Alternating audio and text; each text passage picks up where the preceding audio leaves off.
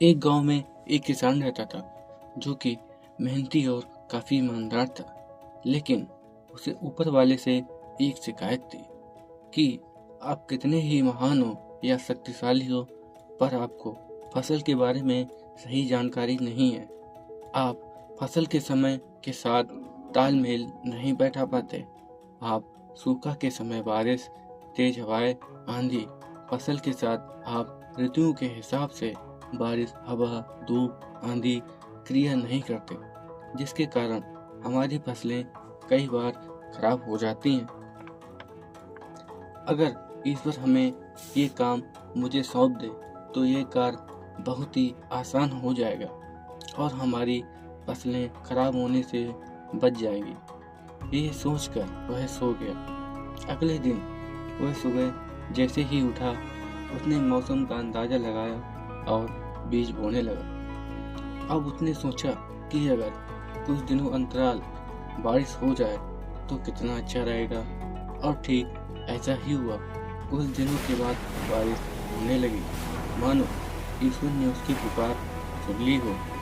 वह आदमी फसल के बारे में जैसे सोचता ठीक वैसा ही होता। उसके हिसाब से बारिश, तेज हवा, आंधी, सूखा सब उसके मन के हिसाब से चल रहा था।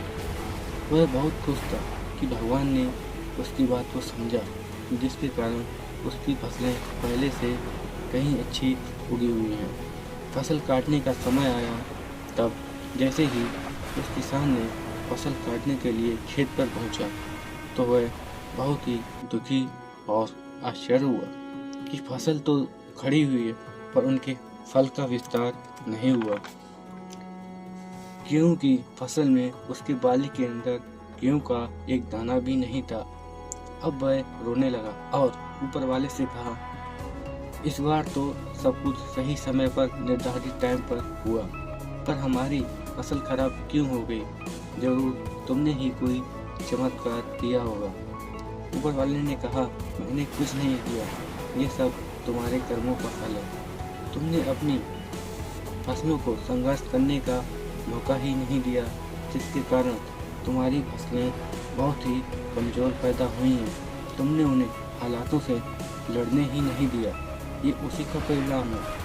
अब वह किसान अपने जीवन की दो अनमोल चीज़ें सीख चुका था। ईश्वर जो भी करता है वह हम सभी के लिए अच्छा ही होता है, और दूसरा कि संघर्ष ही जीवन है। जैसे सोना तपकर सुंदर बनता है, पत्थर, छेनी और हथौड़े की मार से एक सुंदर प्रतिमा का निर्माण होता है, वही आपकी लाइफ में काफ़ी स्ट्रगल और संघर्ष है। तो आप उस ईश्वर को दोष मत दो। हो सकता है वह ईश्वर तुम्हें कुछ बनाने के बारे में सोच रहा हो। धन्यवाद।